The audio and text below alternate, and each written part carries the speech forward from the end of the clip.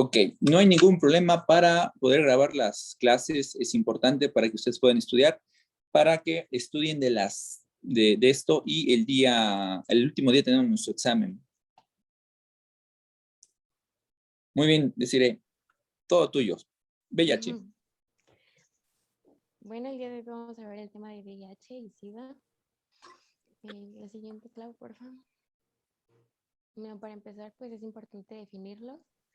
Y bueno, tenemos que el VIH, o bueno, también conocido como virus de inmunodeficiencia humana, es un virus que pertenece a la familia Retroviridae y al género lentivirus. Este es la etiología, o bueno, la agente que causa el síndrome de inmunodeficiencia adquirida. También es importante definir qué es el síndrome de inmunodeficiencia adquirida, y bueno, se define como la etapa final de infección por el virus de la inmunodeficiencia humana, en el cual aparecen síntomas y signos. Esto debido al debilitamiento del sistema inmunológico, específicamente pues de los linfocitos TSD4. Y Aquí, bueno, la duda que yo tendría es, ¿siempre se presenta al final de la infección o puedo tener VIH, presentar SIDA, recuperarme del síndrome y volver a regresar a VIH? pues ¿O de se plano puede, todos se mueren? no, si los tratan, no llegan al SIDA. Bueno, inicialmente si tenemos un buen apego al tratamiento, podemos evitar llegar a tener SIDA. Pero una vez que tengamos SIDA como tal, como síndrome, podemos regresarnos a VIH o salir del cuadro. Sí. Ok. Siempre y cuando le demos tratamiento. Ok, la que sigue. Uh-huh. En cuanto a la epidemiología, esto es a nivel mundial y bueno, se dice que hay 37.7 millones de personas con VIH. Estos datos fueron en el 2020. ¿Puedes hablar un poquito más fuerte? Es que no te escucho. Ah, ¿ya escuchan mejor? Sí, mejor. Ah, ok. Bueno,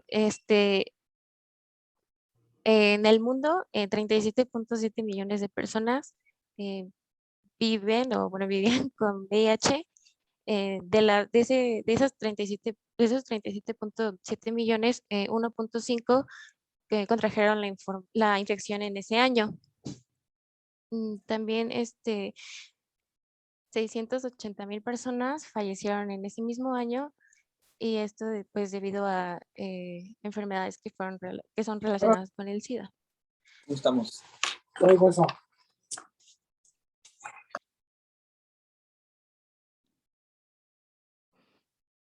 También 63.3 millones de personas fallecieron eh, a causa de, de enfermedades relacionadas con el SIDA desde el comienzo de esta epidemia. La siguiente, por favor. En cuanto a México, los casos notificados desde 1983 al 2021 son un total de 322,987. De esos casos, los que aún se encuentran vivos son 195,860. Los casos que se diagnosticaron en el 2020 fueron 9,674. En el 2021 fueron 6,568. Y las defunciones de VIH, por VIH en el 2019 fueron 5,281. Y la tasa de mortalidad es de 4.19 por 100,000 habitantes. La siguiente, por favor. En cuanto a los estados, el estado que tiene mayor incidencia es Quintana Roo con 25.9. Después sigue Colima con 14.23 y después Yucatán con 12.72, seguido por Tabasco con 11.51 y por último Campeche con 9.52. La siguiente, por favor. Bueno, como lo mencionaron anteriormente, pues hay tres formas de adquirir esta enfermedad. Y bueno, en primer lugar tenemos la transmisión sexual, en la cual un factor de riesgo es tener prácticas sexuales que den como resultado una laceración, ya sea del epitelio vaginal, rectal, oral o del pene.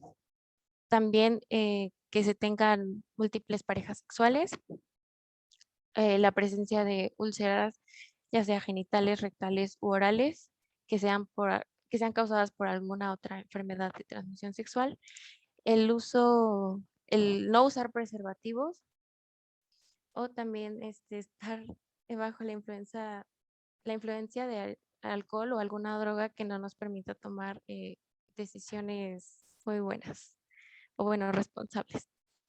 También está la transmisión sanguínea. Esta pues puede ser por el uso de alguna hoja que fue lavada pero no esterilizada o por tatuajes que se realizaron con agujas que fueron compartidas con alguna otra persona y no fueron esterilizadas, rituales con sangre, también transfusiones con sangre y también pues el uso o bueno, la administración de drogas por vía intravenosa, pues muchas veces se comparten las jeringas. En cuanto a la transmisión de madre a hijo, un factor de riesgo es el recuento elevado del linfocito CD8 en la madre, un recuento disminuido de los linfocitos T CD4 igual en la madre, una coriamnitis, fiebre persistente y la lactancia. La siguiente, por favor. En cuanto a la etiología, pues como ya lo habíamos, bueno, ya lo habíamos dicho, es por el virus de inmunodeficiencia humana, el cual se originó en África debido a la zoonosis y el consumo de carne de simios inmunos. Y, bueno, es importante mencionar que hay dos tipos de VIH, el VIH1 y el VIH2. Es importante mencionar que el VIH1 tiene una distribución mundial y el VIH2 se distribuye principalmente en África. La siguiente, por favor. Muy bien, Odette. Ahí permíteme tantito, como tal. Me cabe las cifras o todo lo que nos mandaron epidemiológicamente, ya directamente con Odette, ¿de dónde lo sacaron?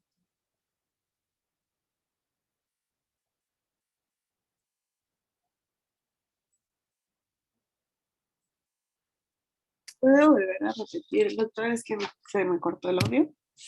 La estadística que sacan, ¿dónde fue tomada? ¿De la epidemiología? Sí. De la organización de SIDA y a nivel nacional fue los reportes que hubo del gobierno de este año. Ok, perfecto. Nada más esa era mi duda. Muy bien. Querida Desiree, te lo agradezco mucho. Odette, síguele. Hola, doctor, buenas noches. Buenas noches. ¿A quién le sigue?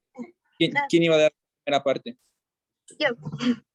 Adelante, continúa. Okay. La siguiente, Clau, por favor.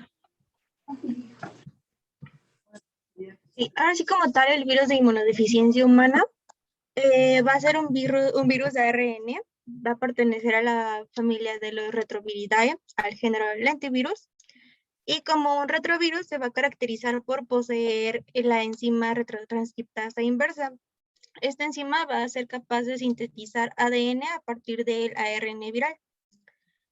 Pertenece a la subfamilia de los lentivirus. Tiene un especial tropismo por las células CD4 y como sabemos estas células son pertenecientes al sistema inmunitario. Lo que va a hacer este virus va a ser infectarlas y destruirlas. Posee una estructura esférica aproximadamente de 110 nanómetros de diámetro y dentro de la cual se pueden diferenciar tres capas principales. Bueno, son tres capas. La primera es la capa externa o envoltura, que está formada por una membrana lipídica donde se van a insertar las glucoproteínas 120, que va a ser la glucoproteína de superficie, la glucoproteína 41, que es la glucoproteína transmembrana, y proteínas derivadas de las células huésped en las que se encuentran receptores celulares y antígenos de histocompatibilidad de clase 1 y 2.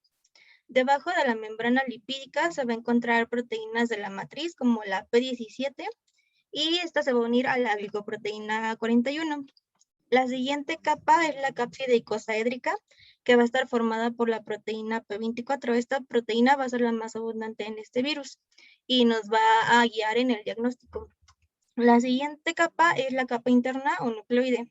Esta va a contener el ARN viral, la nucleoproteína P7 y algunas enzimas como proteasa, integrasa y transcriptasa interna. El genoma del VIH va a estar conformado por dos moléculas de ARN monocatenario, van a ser idénticas, de polaridad positiva y va a tener tres genes estructurales característicos de los retrovirus, que van a ser el ENB, el GAP y el POL. Va a presentar una serie de genes reguladores que van a determinar la síntesis de las proteínas reguladoras. Estas proteínas van a ser indispensables en la replicación viral. La siguiente, por favor, Clau. Y como lo mencionó mi compañera Desi, van a existir dos tipos de VIH, el VIH-1 y el VIH-2. Les puse aquí como sus principales diferencias. En el VIH-1 va a ser el causante de la mayoría de las infecciones por VIH, va a ser más patógeno, va a tener más virulencia y se han clasificado tres grandes grupos en cuanto a la cepa del VIH-1, según su homología genética. Y bueno, se piensa que estas representan los saltos interespecies hasta llegar al VIH del virus del VIS. Estos grupos van a ser el M o meno principal y a su vez se va a dividir en A, B, C, D, F, G, H, I, J y en cepas recombinantes que bueno, estas cepas se van a denominar CRF o formas recombinantes. Estos CRF se van a formar por, como dije, de recombinaciones de fragmentos genómicos de distintos subtipos, de los 9 subtipos que hay. Y actualmente se han descrito más de 30 CRFs y su número incrementa constantemente. De aquí que sea tan difícil encontrar una vacuna para este virus. Tenemos el grupo O Outlier y el grupo N, también es llamado no M o no N. Y por otro lado, el VIH-2 tiene una tasa menor de transmisión y se va a encontrar confinado casi exclusivamente a países de África Occidental. Va a producir una enfermedad menos agresiva, tiene una evolución más lenta hacia la deficiencia inmunitaria. Su transmisión de persona a persona va a ser menos eficaz. Y en cuanto al VIH-1, solo va a tener una similitud genética del 40 a 50% y va a ser más similar en un 75% con el virus del VIS, de la inmunodeficiencia en los simios. La siguiente, por favor, Clau. Okay. Este virus lo vamos a encontrar en fluidos como sangre, semen, fluidos vaginales y leche materna. Va a entrar al cuerpo a través de membranas mucosas como son el ano, la vagina, la uretra, la boca, conjuntivas, cortaduras y ampollas abiertas. Se va a transmitir, como lo dijo el doctor, por 3 vías, por la vía sexual, la vía sanguínea y la vía materno-fetal. En la vía sexual va a ser, la transmisión se produce al mantener relaciones sexuales con penetración, ya sea anal, vaginal u oral, sin preservativo. El riesgo de transmitir VIH va aumentar si existe otra ITS al mismo tiempo al tiempo de la transmisión. Esto se debe a que estas enfermedades como sífilis, gonorrea o herpes van a producir heridas o úlceras que van a facilitar la entrada del virus. En cuanto a la vía sanguínea, la transmisión se produce al intercambiar o compartir ya sean agujas, jeringas o utensilios utilizados para inyectar ya sean drogas o cualquier sustancia. Igual con nosotros como personal médico estamos en riesgo. Que hayan estado en contacto con sangre. También al compartir cuchillas de afeitar, cepillos de dientes o juguetes sexuales que de igual forma estén o hayan estado en contacto con sangre. También a utilizar instrumentos para perforar la piel, como son en tatuajes o perforaciones, si estos no están adecuadamente esterilizados. Y por último tenemos la vía materno-fetal. Las mujeres con VIH pueden transmitir el virus a los bebés durante el embarazo, el parto o la lactancia. Esto suele ocurrir en 1 de cada 5 embarazos de mujeres que no han recibido el tratamiento y tienen una carga viral detectable en sangre. La siguiente, por favor, Clau. Bueno, vamos a empezar a hablar sobre la fisiopatología del VIH y vamos a empezar con su ciclo biológico y la entrada al virus hacia el cuerpo humano. Entonces, el VIH, su entrada se va a producir mediante una reacción pues secuencial de 2 receptores importantes. Los receptores CD4, como los había comentado mi compañera Odette, que son muy importantes en esta patología, y los receptores de quimiosina, que los pueden ver en la imagen a la izquierda, que es el CCR5 y la CXCR4. La interacción inicial se va a producir por varias proteínas, y también los CD4, que va a inducir pues una serie de cambios conformacionales exponiendo el dominio y las regiones adyacentes de otras proteínas. Aquí hay que recalcar que una enzima muy importante va a ser la transcriptasa inversa, ya que esta transcriptasa va a ayudar a convertir el ARN a ADN viral, como lo pueden ver igual en la imagen.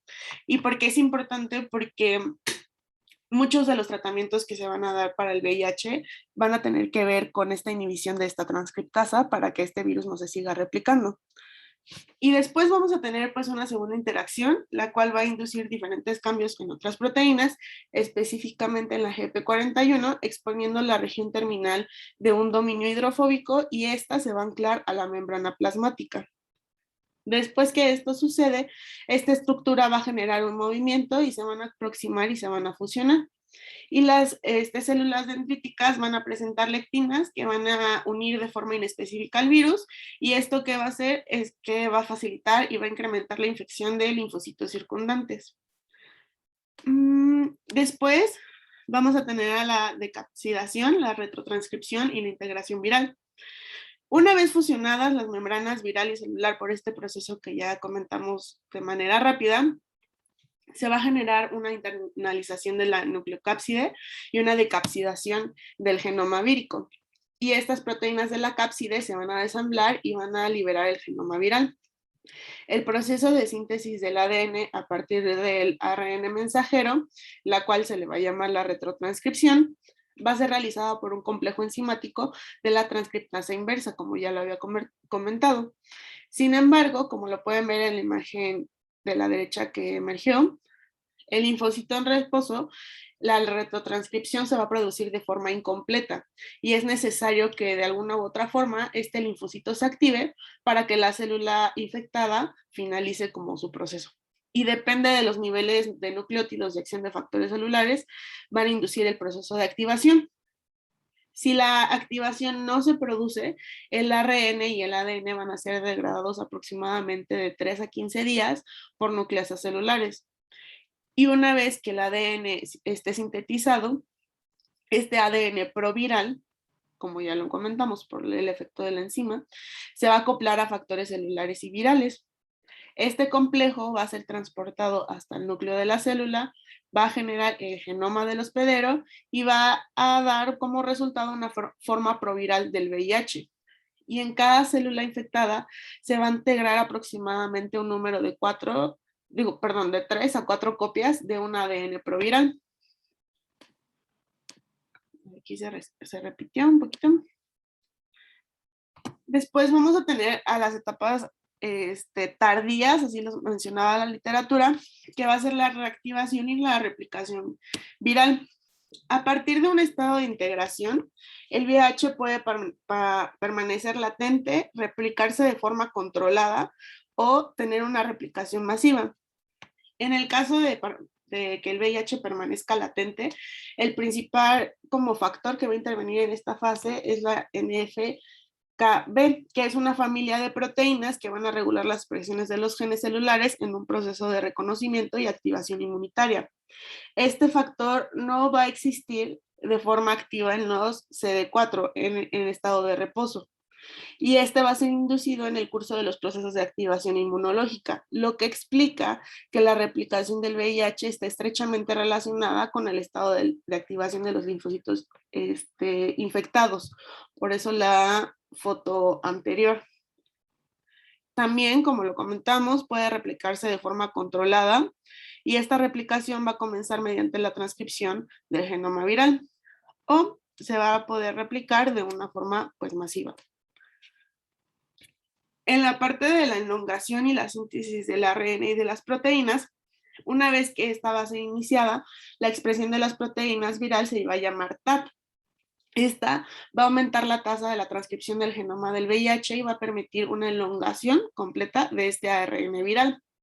El ARN mensajero del VIH que se va a sintetizar debe ser transportado al citosol y este transporte va a ser regulado por varias proteínas, que en este caso va a ser la proteína RER, que va a estar localizada en el núcleo o preferentemente en el núcleo.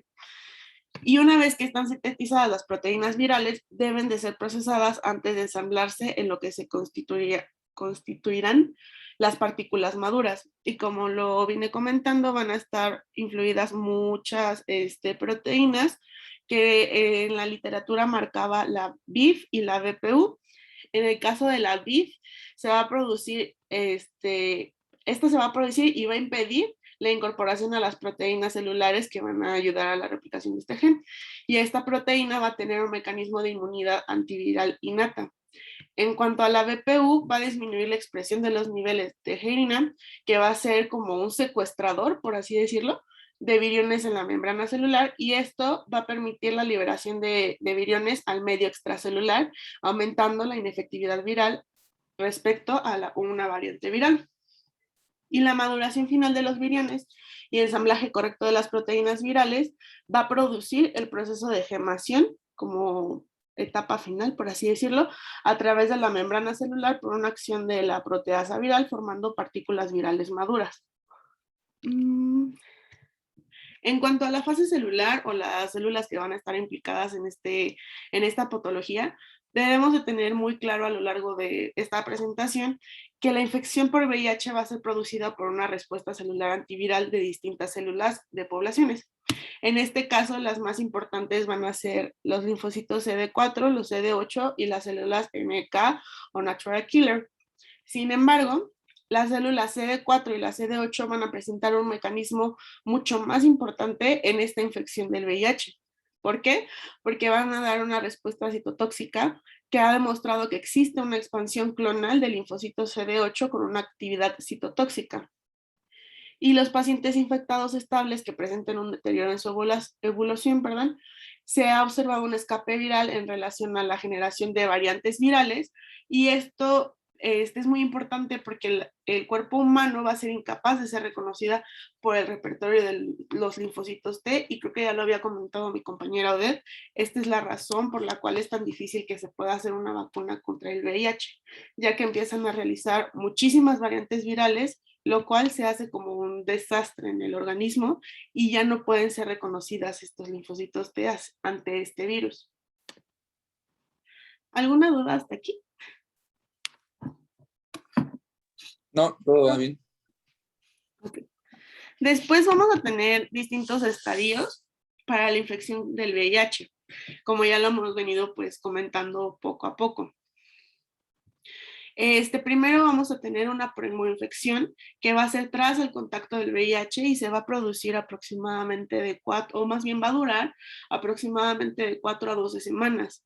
Aquí no va a ser posible detectar ninguna presencia de anticuerpos específicos contra el VIH, a pesar de los niveles de viremia van a estar demasiado altos. Durante este periodo de ventana, entre comillas, es posible detectar una actividad citotóxica frente al VIH por caracterización clonal de los CD8, que ya lo habíamos comentado un poquito más atrás. Y la virulencia de las cepas infectantes e intensidad de la respuesta antiviral se va a reflejar en una carga viral basal del paciente, representando un dato para la evolución de la infección. Más adelante les van a hablar un poquito sobre las manifestaciones. Esto es como a nivel celular, ¿ok? En las etapas tempranas de la infección, como lo habían comentado, va a tener distintas formas de transmisión del virus. Y aquí, las primeras células diana del virus van a ser la CD o células dendríticas y de Langerhans, que van a estar situadas en la submucosa y linfocitos circundantes. También se va a producir la primera estación, por así decirlo, en la submucosa, que va a generar una diseminación viral inmediata y va a ser de carácter pues explosivo, por así decirlo.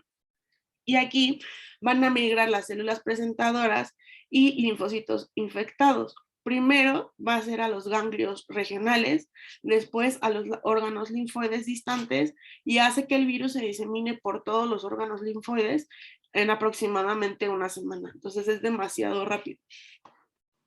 Después vamos a tener a la fase crónica de la infección, donde los órganos linfoides van a representar un reservorio donde se van a producir fenómenos de infección y de propagación del mismo virus, y esto se puede observar por la gran cantidad de viriones que se van a presentar en el medio extracelular y en los espacios interdigitantes de las células dendríticas. Aquí va a haber una acumulación de viriones en la membrana y esto se va a deber por la interacción de lectina que potencia la inefectividad del VIH, como también lo habíamos comentado hace ratito. Por otra parte, se van a detectar niveles a nivel de intracelular, los linfocitos CD4 activados, que también van a ser responsables de la, creo que aquí hay una imagen, de la ingente producción de viriones observada en los pacientes infectados, y la progenie viral va a infectar a linfocitos activados, y esto va a generar la infección viral. Y por último vamos a tener el estadio de SIDA, que creo que lo vamos a hablar un poquito más adelante igual.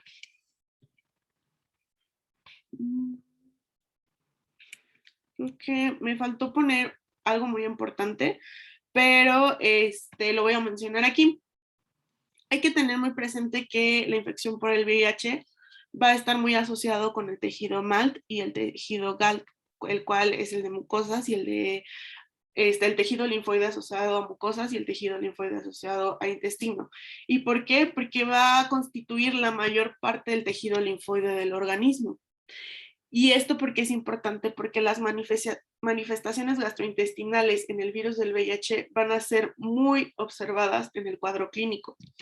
Incluso hay un término como específico para una enteropatía asociada a VIH. Entonces, la defensa contra los patógenos intestinales y la tolerancia a antígenos de los alimentos son los principales papeles de GALT. Y este tejido se van a encontrar las células que hemos venido pues hablando, como la CD4, la CD8, muchos linfocitos e interleucinas, los cuales van a estar afectados en su función y su número en el caso de la infección por VIH, ya que va a incrementar la activación inmunina y adaptativa, incrementando las interleucinas, las cistatinas y los dímeros. Y esto va a tener pues una relación muy fuerte con la pérdida potencial de las células T, fibrosis, en el timo, efecto directo sobre los receptores Toll-like de las células dendríticas que van a producir interferón alfa y citoquinas proinflamatorias. ¿Qué va a generar esto? Pues una inflamación crónica de la mucosa intestinal, y esta inflamación va a dar una disfunción de la barrera, incluso dando una translocación bacteriana, y esto todo va a generar una inflamación crónica pues de este sistema. Y es importante recalcar que a pesar de cualquier medicamento antirretroviral, este estado inflamatorio va a persistir. y va a estar relacionado con incluso enfermedades cardiovasculares, osteoporosis, alteraciones del sistema nervioso central, diversos tipos de cáncer, y esto también va a generar que exista un envejecimiento del sistema inmune, todo debido a la infección por VIH. Y entonces, de una forma pues más resumida y más rápida, para finalizar esta parte pues de la exposición, podremos dar la historia natural de la infección por VIH de una forma pues resumida en sus diferentes estadios, de los cuales pues hemos hablado poco a poco a lo largo de esta parte de la presentación. Y la infección por VIH se lleva un curso pues definido en el transcurso de los años, desde una infección primaria, como ya lo hemos comentado, hasta una enfermedad por VIH o SIDA. Primero vamos a tener tal cual una fase eclipse, que va a durar de 1 a 2 semanas. El virus se va a diseminar desde su sitio de ingreso, de la mucosa vaginal o anal, o por los otros medios de transmisión, al sistema monocito macrófago y a todo el tejido linfoide, donde se divide en células blanco. ¿Que alguien me puede decir cuáles quedamos que eran las células blanco para esta infección? El linfocito CD4. Ajá, ¿y otra? Que tengan los marcadores CD4, o sea, macrófagos, los linfocitos y las células dendríticas. Sí, muy bien. Entonces, esos van a ser las células blanco para esta infección. En esta fase no se va a evidenciar ninguna manifestación clínica, la viremia va a ser indetectable y no va a haber ninguna respuesta inmune por parte del organismo. Después vamos a tener, como ya lo habíamos comentado, la fase de infección aguda o también primaria. Aquí vamos a tener el síndrome retroviral agudo. Este va a durar aproximadamente de 2 a 4 semanas y se va a caracterizar por altas cargas virales y grandes cantidades de CD4 infectados en sangre y en tejido linfático. Aquí ya va a empezar a haber manifestaciones clínicas, pero van a ser leves y autolimitadas. Pues se puede caracterizar por fiebre, adenomegalia, síntomas similares a la influenza, síndrome de mononucleosis, dolores cervicales, entre otros. Y las altas cargas virales se van a representar en ausencia de la respuesta inmunohumoral. Esto va a generar una generación de grandes cantidades de CD4, como vamos a lo mismo, que van a ser las células blanco para esta infección. Después vamos a tener a la fase de infección crónica, que esta puede durar de 2 hasta 20 años. Y se va a caracterizar por el aumento lento pero constante de la viremia, con una disminución de los CD4. Esta también va a tener una alteración de la red de la regulación inmunológica. Los pacientes pueden estar asintomáticos, como lo comentaba el doctor al inicio de la clase, o con manifestaciones leves. Estas manifestaciones pueden ser las mismas que de la infección aguda, pero también puede tener linfadenopatías, infección sintomática, pérdida de peso, síntomas constitucionales, candidiasis, trombocitopenia, fiebre prolongada, entre otros. Y finalmente vamos a tener el SIDA, que va a ser, como lo habíamos comentado al principio de la clase, el conteo de CD4 va a disminuir menos de 200 células por mililitro, va a tener una viremia aumentada, va a tener ya una afectación a la red de regulación inmunológica, pero de forma severa, y van a aparecer enfermedades oportunistas, infecciosas o cáncer. Y va a finalizar de 1 a 2 años con la muerte del paciente, aunque como lo dijeron igual al principio de la presentación, el paciente sí puede regresar como de SIDA a VIH nada más si tiene un tratamiento pues muy bueno y que esté apegado pues a su caso específicamente.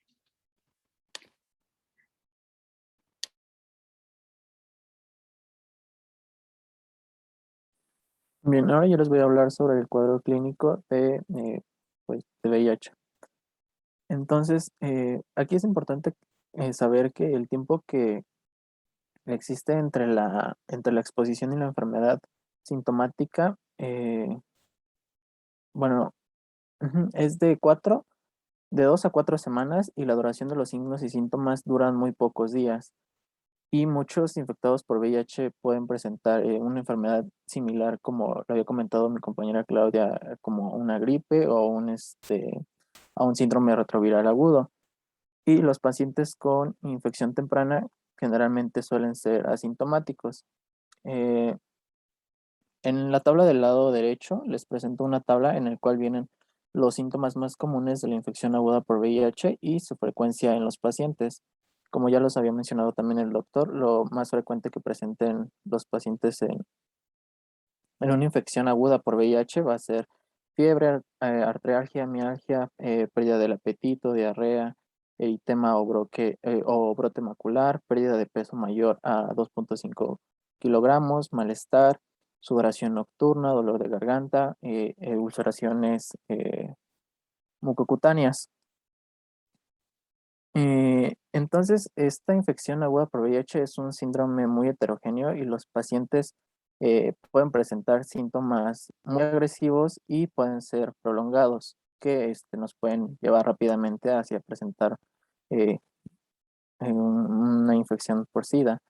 Entonces, en cuanto a la infección primaria, tenemos que esta infección o esta fase de infección va a corresponder desde que llega el virus a nuestro paciente y se va a caracterizar bueno, desde un punto de vista clínico por dos situaciones, que puede ser asintomática, que es como ocurre en la mayoría de los casos, o que puede ser sintomática, produciendo síntomas muy variados, como los que ya les había mencionado, que son los principales, que son fiebre, artralgias, mialgias, pérdida de peso.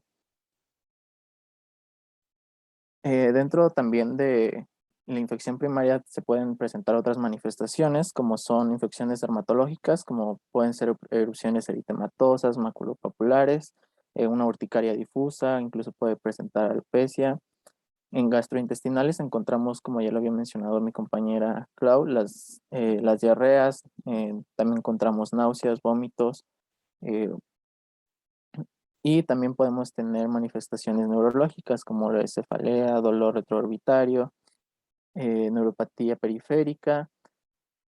Y en su mayoría, como son síntomas tan inespecíficos, es frecuente que nosotros como médicos y los pacientes no se le dé gran importancia y pues esto a su vez sea difícil determinar con exactitud cuál es el cuadro clínico agudo, debido a que pues no, no es muy específico y se puede presentar de varias formas en una etapa aguda. Entonces, de forma general se presenta un síndrome adénico que es parecido a la mononucleosis infecciosa y generalmente se presenta en un periodo de 6 a 8 semanas y no se requiere un tratamiento específico, solo sintomático.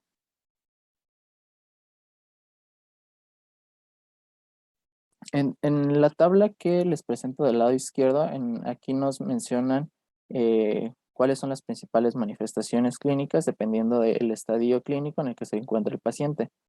Entonces, en una infección primaria por VIH, como ya lo había mencionado, puede que nuestro paciente se encuentre asintomático o con un síndrome retroviral agudo. En un estadio clínico 1, esta parte es es una fase que generalmente es la más larga de la enfermedad, en la que el portador bueno, generalmente se encuentra asintomático y esta puede tener una duración muy corta o puede ser una duración tan larga como lo manejan algunas bibliografías que dicen que hasta de 8 hasta 5 años, en las cuales el paciente no presente ningún síntoma. Sin embargo, también puede que se presente, bueno, que se alargue más este tiempo si se diagnostica a tiempo y se realiza, bueno, se le da un tratamiento adecuado al paciente. Entonces, pues evitamos que siga avanzando en estos estadios y se quede en un estadio asintomático. En cuanto al estadio 2, el estadio clínico 2, aquí ya tenemos que el paciente va a presentar una pérdida de peso que se desconoce la causa y esto es común generalmente en menos del 10% de los pacientes.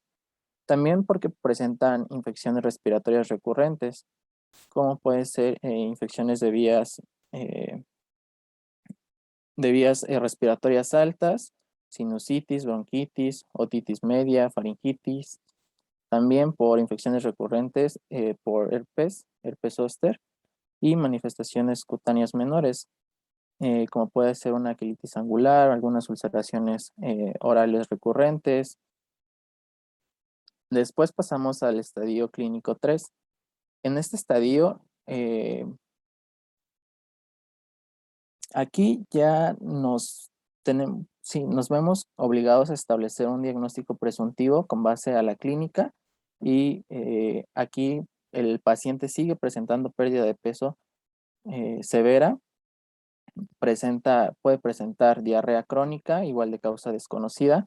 Esta diarrea crónica se caracteriza por ser mayor a un mes de duración, una fiebre persistente, igualmente por mayor a un mes de duración, que puede ser intermitente o que puede que sea constante. Una candidiasis oral, una leucoplasia vellosa oral o tuberculosis pulmonar o infecciones bacterianas severas como pueden ser una neumonía, un piema o infecciones en los huesos o en las articulaciones o una meningitis.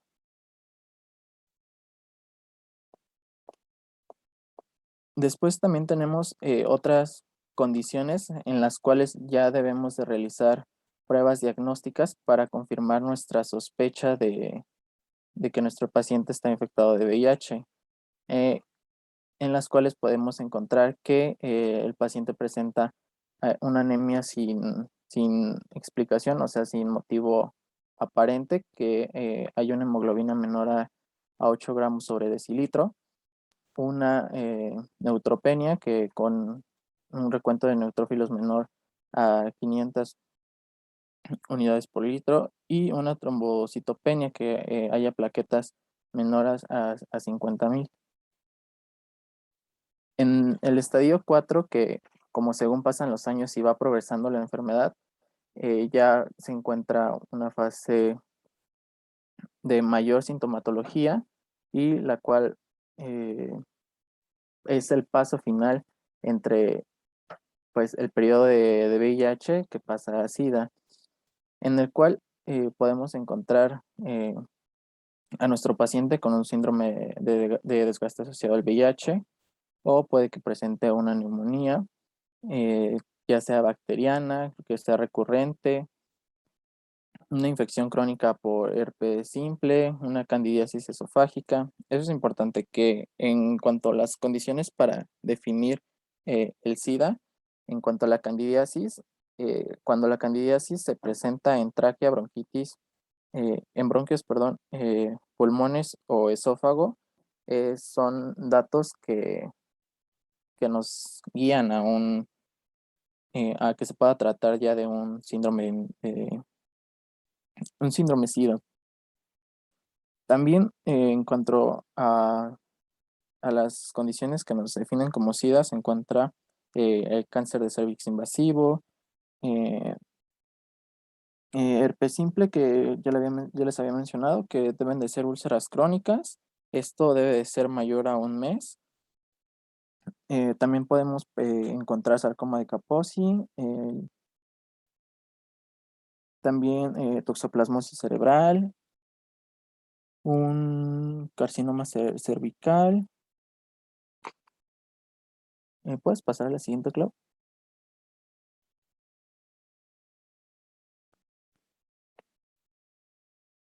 Y ese eran las manifestaciones que les explicaba del estadio 4 clínico y de las cuales son condicionantes para poder definir que sea un VIH-Sida.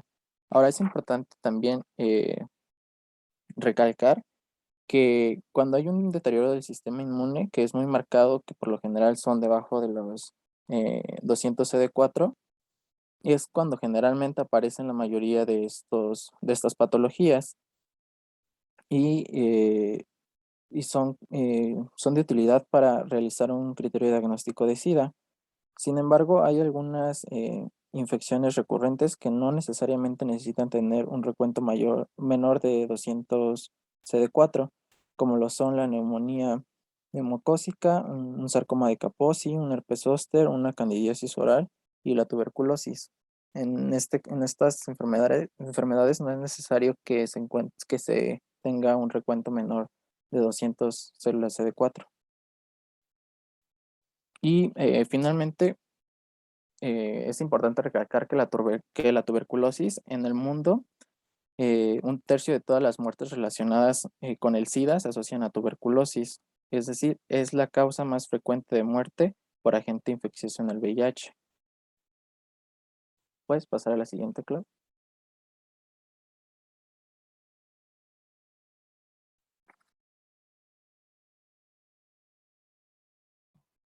Bueno, en cuanto a su diagnóstico, vamos a empezar por el diagnóstico clínico. Como ya lo mencionó mi compañero, puede ser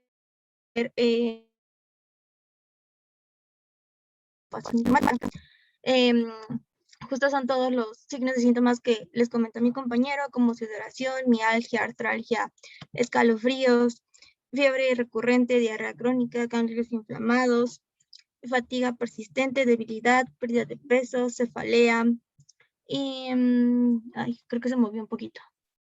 Bueno, la siguiente, por favor, Clau. Bueno, ya no salió la otra diapositiva. Ok. En cuanto a las pruebas serológicas, la principal, bueno, en primera instancia tenemos la prueba ELISA. Esta prueba va a ser mayormente, se utiliza mayormente y la conocemos también como enzimonoanálisis y va a determinar los anticuerpos específicos anti-VIH. Tenemos 5 generaciones de pruebas ELISA. La primera y segunda generación van a detectar la inmunoglobulina G y se hace 6 semanas después de la infección. La de tercera generación va a detectar inmunoglobulina G y M. Esta se va a poder hacer 4 semanas después de la infección. La de cuarta generación va a detectar la inmunoglobulina G, M y el antígeno P24, que si recuerdan es el más abundante en este virus. Y se puede hacer a partir de la segunda semana post-infección. Y por último tenemos la de la quinta generación. Va a detectar inmunoglobulina GM, antígeno P24 y el ARN. Esta puede realizarse a partir de 10 días posteriores a la infección. La siguiente, por favor. Esta prueba se va a basar en la captura de los anticuerpos anti-VIH presentes en una muestra de suero y se va a colocar sobre una base antigénica específica para el VIH. Va a presentar una sensibilidad del 98%. ¿Cómo se va a realizar esta prueba? Se va a desinfectar la punta de un dedo, se va a secar con una almohadilla, se va a aplicar una lanceta y se va a realizar una punción. Se oprime suavemente el dedo para formar una gota de sangre sobre el sitio de la punción. Se recolecta la sangre con un gotero y se va a depositar inmediatamente la gota de sangre en el pocillo cuadrado que tiene la leyenda de Blood B. Se depositan 2 gotas de la solución amortiguadora sobre el pocillo circular de la prueba, que tiene una leyenda que dice Diluent B. Se esperan 10 minutos para leer los resultados. Es importante mencionar que no se deben esperar más de 20 minutos, ya que nos puede dar un falso negativo o un falso positivo. La prueba es positiva cuando aparecen 2 líneas rojas distintivas en la placa, una línea en el área de control, que es la C, y otra línea en el área de prueba, que es la T. Nos indica que hay presencia de anticuerpos de VIH-1 y VIH-2 en la muestra. El negativo es cuando aparece una línea roja en el área de control y no aparece la línea en la área de prueba, que es la T. Se considera inválida cuando no aparece la línea de control, pero sí la de prueba. La siguiente, por favor. La siguiente prueba a hacer es el Western Blot. Es la prueba confirmatoria.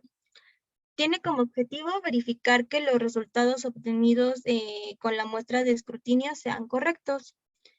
Esta va a consistir en la separación de las proteínas o antígenos virales obtenidos de un cultivo de VIH-1. Van a ser lisados y purificados por centrifugación. La proteína viral obtenida se va a colocar en un gel de policrilamida, perdón, y en forma de lámina. Va a ser una lámina delgada y se va a efectuar la electroforesis.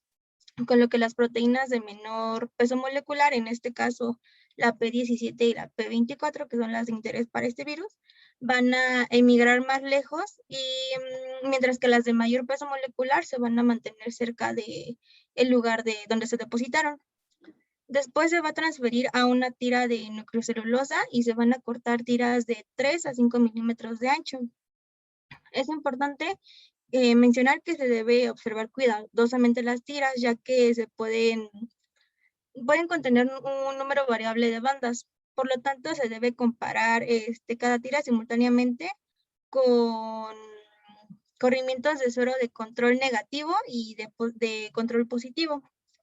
Para su interpretación y para considerarse positivo hay diferentes criterios.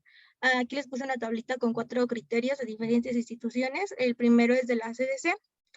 Se considera positivo con cualquier par de la P24, de la glicoproteína 41, la 120 o 160. El de la FDA, la presencia de P24, P31, glicoproteína 41, 120 o 160. La de la estandarización serológica del consorcio de retrovirus, al menos 2 bandas de P24, P31, glicoproteína 41, 120 y 160. Del American Red Cross, 3 bandas, una de cada producto del genoma como ENB, GAP y POL. La siguiente, por favor. Ok. Okay. Tenemos el recuento de linfocitos. Normalmente se tiene un recuento de linfocitos CD4 en sangre de 500 a 1600, pero a medida que avanza la infección van a disminuir el número de linfocitos CD4 por su especial tropismo. Esto va a aumentar el riesgo de sufrir una infección o tumores oportunistas. Se tiene un diagnóstico de SIDA o se establece la presencia de ya el síndrome cuando se tiene un recuento de linfocitos CD4 menor a 200. Y por último tenemos la carga viral. El análisis de la carga viral va a servir como una medida de la tasa de replicación del virus en cuanto a la progresión a SIDA. Los pacientes con una carga viral mayor a 30,000 tienen 20 veces más riesgo de morir de SIDA que los que tienen una carga viral indetectable. La siguiente, por favor, Clau. Y por último, en pacientes diagnosticados es importante solicitar precozmente test para descartar tuberculosis, citomegalovirus, sífilis, gonococo, clamidia, serología para hepatitis A, B y C y anticuerpos antitoxoplasma. Esto para detectar en un estado precoz dichas enfermedades que con frecuencia pueden acompañar a la enfermedad, como lo mencionó hace un momento mi compañero Adrián. La siguiente, Clau, por favor. Bueno, una vez pues diagnosticado el individuo como portador de la infección por VIH, por todos los criterios que ya comentaron mis compañeros, de acuerdo a la norma 010 SA de 1993, se comenta que se va a proceder para una evaluación inicial adaptándose a las necesidades específicas para cada paciente, como lo había comentado en la parte de fisiopatología, ya que es prioritario identificar los síntomas y signos y definir las intervenciones inmediatas en caso de ser necesario, identificar si el paciente tiene algún problema pues médico concreto relacionado o no a la infección por VIH, y durante la primera valoración comenzar la integración del expediente de acuerdo a la norma correspondiente, como ya lo sabemos. Bueno, también es importante que debemos asesorar al individuo acerca de la enfermedad y la transmisión de la misma, identificar problemáticas psicosociales o prácticas de alto riesgo que el paciente pueda practicar o realizar y estimar la capacidad del apego ante los antirretrovirales e iniciar maniobras preventivas para la enfermedad. Primero vamos a empezar por estos inhibidores de la transcriptasa reversa, como ya los había comentado, pues van a ser pues elementos clave para el tratamiento para la infección del VIH, ya que van pues a inhibir, como lo había comentado al principio de la fisiopatología, esta enzima para evitar la multiplicación del virus. Vamos a tener distintos fármacos en los cuales va a estar el abacavir, la didanosina, la emtricitabina, la mibudina, estabudina, el tenofir y la sidobudina. Estos fármacos son sacados sobre la guía de práctica sobre la OMS y estos son fármacos especiales que se encuentran en México. Entonces, más adelante vamos a ver como las combinaciones, que se pueden hacer entre todos estos y si no se encuentra uno, ¿qué otro pueden dar como en su reemplazo? Para no tardarnos mucho, o las digo, doctor, las leo todas las presentaciones y la posología de cada una. No, de hecho, mira, en cuanto al tratamiento, hay diferentes lineamientos de tratamiento médico. Estaría bien nada más que lo repasaran ustedes en casa, que lo leyeran, que lo estudiaran, porque el tratamiento como tal son las clínicas de VIH quienes los llevan e inician con un tratamiento primario o con la primera línea de tratamiento. Mucho o más bien pocos de los que son muy bien apegados al tratamiento médico van escalando a cuanto al tratamiento médico, porque también ese medicamento es de alto costo. Hay el último de los lineamientos de tratamiento donde son retrovirales efectivos, pero no a todos les dan por el alto costo que tienen. Entonces, si tú quieres ahorita, nada más es cuestión de que lo tengan en el resumen, los lean, tal vez en el examen vengan el tratamiento como tal, los lineamientos nada más, pero la verdad es que para que ustedes den el tratamiento directamente va a estar un poquito complicado. Me conformo con que recuerden el nombre del medicamento. Ok, doctor. Entonces nada más, si me permite, les voy a explicar nada más cómo qué funciona, bueno, más bien para qué son cada tipo del fármaco. Y bueno, ya no nos metemos tanto en el nombre genérico como usted lo menciona. Y nada más para que tengan presente, hasta la derecha van a tener una fila, más bien columna, sobre categoría de embarazo. Esto nada más se va a referir sobre qué tanto daño puede hacer en las mujeres embarazadas. Entonces, en la clasificación A van a ser estudios adecuados, donde van a estar bien controlados las mujeres embarazadas y no van a demostrar pues ningún incremento en el riesgo de la normalidad fetal. En categoría B van a ser estudios en animales que no han revelado evidencia de daño fetal. En una categoría C van a ser igual estudios en animales que han demostrado algún efecto adverso. En una categoría D, va a existir una evidencia de estudios controladas en mujeres embarazadas donde sí hay riesgo fetal. Y en una categoría, creo que nada más llega a la D, que se sabe que va a existir una evidencia donde sí va a haber un riesgo fetal y va a ser un riesgo potencial. Entonces, esta primera diapositiva van a ser los inhibidores de la transcriptasa reversa, que ya explicamos su función.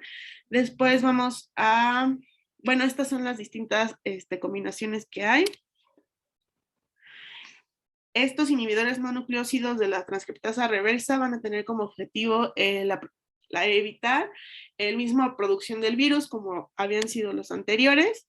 Los inhibidores de la proteasa van a ser un compuesto que van a interferir en las distintas capacidades de ciertas enzimas y de descomponer las proteínas y puede impedir que el virus pues haga sus copias diferentes del mismo y que algunos puedan impedir que las células cancerosas se diseminen.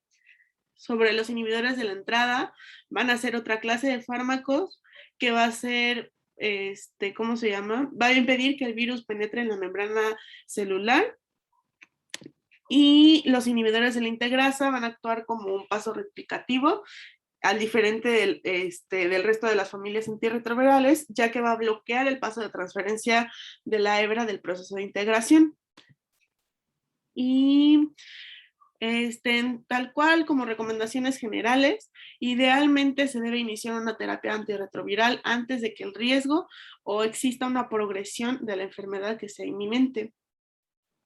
Y se va a recomendar su uso a su brevedad posible a todos los casos con enfermedad crónica sintomática. Aún está en discusión, así lo decía la literatura, que se dé un tratamiento antirretroviral en pacientes que sean asintomáticos. También está si el paciente tiene una infección crónica por alguna presencia de enfermedades definitorias, que la mujer esté embarazada, una coinfección por virus de hepatitis B o alguna nefropatía debida al mismo VIH. Y estos son los esquemas recomendados que ilustraba la OMS sobre los antirretrovirales. Aquí podemos ver el eje de los nucleócidos y un tercer componente. Ustedes ya pueden ir viendo con más calma si gustan las siglas de cada fármaco y con qué puede ser formulado. Ahí lo pueden ver ustedes, como lo decía el doctor, pueden ser distintos como esquemas, el preferido, el alternativo y uno que puede ser pues aceptable, por así decirlo. Entonces ustedes van a combinar el eje de los nucleócidos más un tercer componente. Va a ser igual se cambió. Va a ser un diagrama, el cual pues nos va a ayudar a tomar la decisión sobre el tratamiento y de preferencia iniciarlo con una combinación fija que facilite la adherencia del mismo. Y aquí podemos ver que va a depender sobre el estadio de la infección, efectos colaterales de cada esquema y referencia a las patologías de base del afectado. Igual si quieren con calma para no adentrarnos en tanto y perder tanto tiempo, lo pueden ver un poquito después. Y en caso de que exista alguna falla virológica, al menos en unos 6 meses del inicio del esquema y no se logra pues una carga viral menor a 400 copias sobre mililitro de la célula CD4, se debe de cambiar este tratamiento, el cual puede ser igual por estos distintos esquemas. En este caso, bueno, en la primera columna pueden observar el esquema actual que se va a encontrar en falla y su primera o segunda opción que pueden cambiar estos tratamientos. Y antes de que pasemos a prevención, igual se me pasó, creo que poner aquí una diapositiva, pero vamos a tener distintos efectos secundarios de este tratamiento antirretroviral. La terapia puede llegar a causar algunos efectos secundarios en alguno de los pacientes y los más comunes van a ser náuseas, vómito, diarrea, sarpullido, mareos, fatiga, dolor, dificultad para dormir, cefalea. Y en caso de que alguno de los pacientes presente alguno de estos, se puede mandar pues nada más tratamiento sintomático. Bueno, hablando también un poquito sobre tratamiento, me gustaría hablarles sobre el seguimiento del paciente. Una vez después de que se inicia el tratamiento antirretroviral, se va a determinar la carga viral a las 4 semanas y posteriormente se recomienda un seguimiento analítico y clínico cada 3 a 6 meses, con esto tomando en cuenta la determinación de CD4 y la carga viral. Y cuando los pacientes con carga viral indetectable de forma repetida y están clínicamente estables y tienen cifras de CD4 superiores a 500, se puede considerar un seguimiento cada 6 a 12 meses. Aquí es importante que sepamos que la carga viral es el parámetro principal para evaluar la eficacia virológica del tratamiento antirretroviral. Y se va a considerar que un fracaso virológico cuando, bueno, los factores que van a determinarse para un fracaso virológico es debido a que haya una mala adherencia al tratamiento, que es una de las causas más frecuentes, como lo comentó el doctor, que puede ser por diversos factores, como puede ser el costo del medicamento, por errores en la dosificación, por interacciones medicamentosas y por preexistencia de mutaciones resistentes a cierto tipo de fármacos. Por eso es que también se realiza, anterior a establecer un tratamiento, un test de diagnóstico para iniciar un tratamiento antirretroviral. También se puede desarrollar un síndrome inflamatorio de reconstitución inmune, que se abrevia como SIRI o también es conocido así como SIRI. Y esto es después de que el tratamiento antirretroviral pues va a implicar una reducción de la carga viral y pues va a ocasionar un incremento significativo de la cifra de linfocitos CD4. Entonces, esta mejoría del sistema inmunitario nos puede provocar un empeoramiento, se podría decir, paradójico de las infecciones oportunistas subyacentes. Y este riesgo se ve incrementado en aquellos casos que inician con un tratamiento antirretroviral con recuentos bajos del linfocito CD4, eh, especialmente con menos de 50. Y su presentación clínica pues varía en función al patógeno que esté implicado y puede aparecer desde las 2 semanas que se inicia el tratamiento hasta 2 años después. Y pues realmente se desconocen con exactitud cuáles son los factores de riesgo para desarrollar este síndrome.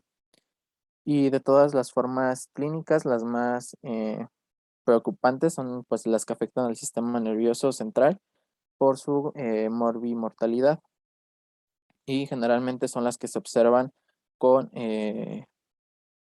con Mycobacterium tuberculosis. Esas son las más, los efectos más comunes. Bien, ahora sí ya pasando finalmente a la prevención. Una persona puede reducir el riesgo de infección por el VIH limitando pues claramente la exposición a los factores de riesgo que les mencionamos al principio. ¿Y cómo es que se puede limitar esta exposición? Va a ser a través del uso de preservativos masculinos y femeninos, con su uso correcto y sistemático cuando hay penetración anal o vaginal y que puede proteger también contra otra propagación de otras infecciones de transmisión sexual. En este caso, pues, nuestro objetivo es el prevenir la infección por VIH. También otro de los que nos puede ayudar a la prevención es la reducción de daños en los consumidores de drogas e inyectables. Así nos lo maneja la Organización Mundial de la Salud, que son que las personas que constituyen drogas de forma inyectable puedan protegerse de la infección por VIH utilizando material estéril, en particular la aguja y la jeringa, y pues no compartiendo el material utilizado con otras personas. También algo que nos ayuda a la prevención son las pruebas de detección y asesoramiento con el VIH y las infecciones de transmisión sexual, ya que si se realizan pruebas de detección tanto del VIH como de otras infecciones de transmisión sexual, esta nos ayuda a realizar un diagnóstico temprano y pues un tratamiento oportuno. También están las pruebas de detección y el asesoramiento, esto con vínculos con el tratamiento a la tuberculosis, porque como ya les comentaba, bueno, generalmente todo paciente con tuberculosis también se le tienen que hacer pruebas para descartar que no sea un paciente VIH positivo, ya que la tuberculosis es la enfermedad más común entre las personas con VIH. Y la tuberculosis, como ya les había comentado, es la primera causa de muerte en pacientes con VIH, que pues se complican si no se detecta y se trata a tiempo. También nos marca la Organización Mundial de la Salud la circuncisión médica masculina voluntaria, ya que nos dice que reduce aproximadamente un 50% a un 60% el riesgo de que un hombre resulte infectado por VIH al mantener relaciones heterosexuales. Y en el 2020 la OMS actualizó la recomendación del 2016 de que esta práctica continuara como intervención preventiva complementaria en varones. Y finalmente también se puede prevenir a través de fármacos antirretrovirales. Esto puede ser antes o después de la exposición. Entonces la profilaxis por vía oral antes de la exposición va a consistir en la toma diaria de antirretrovíricos por personas VIH negativas para evitar la consecuente infección. La OMS nos recomienda que la profilaxis anterior a la exposición al VIH en todas las personas que corran el riesgo sustancial de contraer la infección deben de, bueno, este se recomienda para hombres que mantienen relaciones sexuales y así como mujeres, y va a consistir en la toma de 2 comprimidos entre 24 y 2 horas después de las relaciones sexuales, y se recomienda un tercer comprimido 24 horas después y un cuarto a las 48 horas. Después encontramos también a la profilaxis posterior a la exposición por el VIH. Esta profilaxis va a consistir igual en tomar antirretrovíricos. Esto dentro de las primeras, bueno, a esto hasta las 72 horas. Se recomienda que sea pues lo más próximo posible que se estuvo expuesto al VIH. Esto pues con la finalidad de prevenir la infección. Y esta profilaxis también incluye un asesoramiento y pruebas de detección y la administración de antirretrovirales durante 28 días. Y la OMS recomienda esta profilaxis tanto para adultos y niños que han estado expuestos a la infección, ya sea por causas de trabajo o por otro contexto. Y finalmente tenemos a la eliminación de la transmisión del VIH de la madre al niño. Esto es posible eliminar casi totalmente el riesgo de transmisión materno-infantil, administrando igual tratamiento antirretroviral, tanto a la madre como en el niño, tan pronto como pues, sea posible durante la gestación o en el periodo de lactancia en el niño. Y se recomienda este tratamiento antirretroviral de por vida en todas las personas con VIH, independientemente de su recuento de células CD4, y esto también sin importancia de en qué etapa clínica se encuentre. Entonces, este tratamiento ya debe de ser de por vida en pacientes diagnosticados con VIH. Y eso creo que sería todo de nuestra parte, doctor. Perfecto. Miren, el tema de VIH-Sida o virus de la inmunodeficiencia adquirida humana y el síndrome de inmunodeficiencia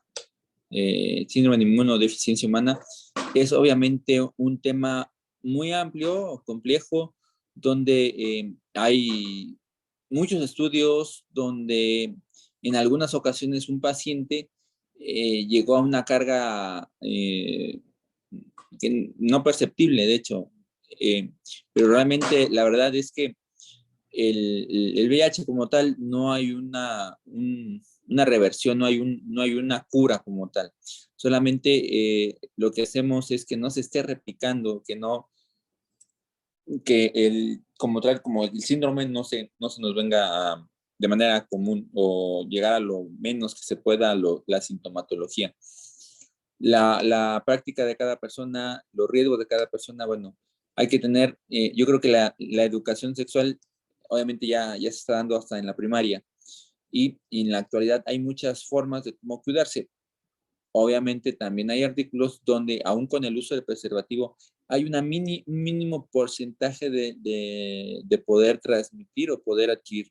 Obviamente también el hecho de hombre y mujer es más propensa el contagio de un hombre a una mujer que de una mujer a un hombre. Vaya, porque porque en la mujer, pues obviamente, su órgano sexual es un órgano sexual interno con mucha mucosa. En cambio, la entrada de la mucosa en el hombre es más pequeño. El porcentaje de contagio, pues, es más en mujer que en hombre. Pero esto cambia si el hombre tiene práctica sexual a nivel anal. Obviamente, a nivel anal hay mayor mucosa. Entonces, obviamente, aquí también es mayor propensa el contagio en prácticas anales. La detección como tal, ¿cuándo yo podré hacerme un examen? si yo tengo el riesgo, tengo múltiples parejas, si tengo o tuve contacto con una persona que yo sospecho que pues ha tenido múltiples personas, bueno, se hace un estudio para hacer una ELISA, para hacer un muestreo. Pero es un poquito complicado para aquellos que no tienen este conocimiento de que a lo mejor no sabe si la otra pareja estuvo en contacto con otras personas, si lo tiene, si no lo tiene. Entonces, hay que estar muy, muy atentos a los datos clínicos que te está dando el paciente, ¿vale? Ante la sospecha o los datos clínicos de fiebre nocturna, pérdida de peso, la diarrea crónica, todo eso, pues hay que hacer todo un estudio para detectar VIH y otras enfermedades. No sé si tengan dudas ahorita, es un tema largo, damos por concluido nuestro tema del día de hoy. Mañana ya será un tema más corto, pero bueno, no sé si tengan alguna duda. No, doctor. No, doctor. Todo bien, doctor. Bueno, perfecto, pues ya mañana nos veremos con el siguiente tema y igual vamos con las participaciones y les sugiero que vayan estudiando porque son bastante son 29 alumnos los que tenemos. Vale. Claro. Sí, doctor, está bien. Sí, doctor. Bueno, chicos, Hasta nos vemos el día de mañana. mañana. Hasta mañana. Hasta mañana. Gracias, Hasta doctor. mañana. Mañana. Mañana. Ah,